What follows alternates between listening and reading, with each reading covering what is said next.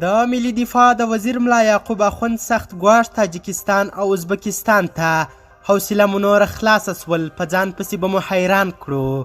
دا چې ملا یعقوب اخوند نور څه ویلي، د تاجکستان او ازبکستان غبرګون څه دی، ویډیو پوره وګورئ، په هر څه به پوه سئ.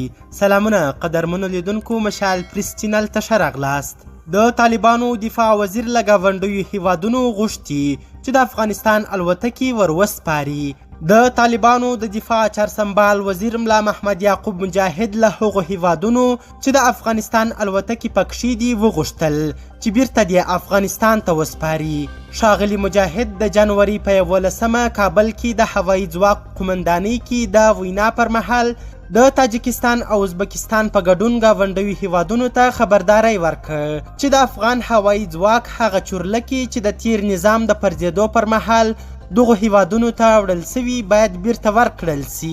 نوموړي زیاته کړه، دوی زموږ تیارې او زموږ جازونه هلیکوپټر دي که هر څه دي، هغه دې بیرته هیواد ته راولي. که یې رانولي بیا موږ کولی سو چې د خپل وس مطابق عکس العمل وښیو. ډیره حوصله مو کړې ده، ډیر صبر مو کړی دی، نوره زموږ حوصله تمامیږي.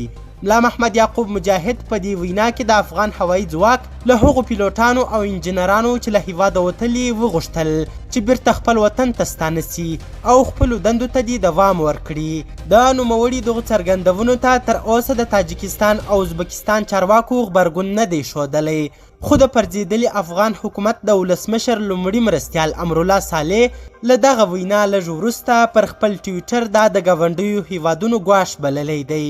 په تیره لږه موده کې طالبانو له پاکستان سره پر ډیورنډ کرښه او له ترکمنستان او ایران سره پر پولو نښتې او جنجالونه کړي، خو وروسته د طالبانو حکومت ویلي چې هر څه به له ډیپلوماټیکو لارو حلوي.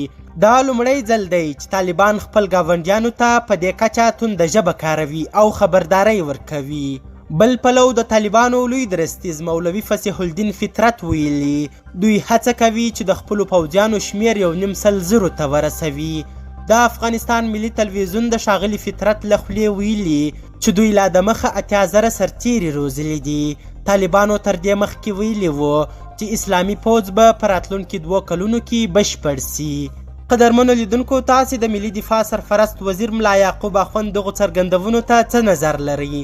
خپل نظریات را سره کمنټونو کې خپاره کړئ. تر بیا او بلې ویډیو ښه وخت، ښې چارې، د الله پامان.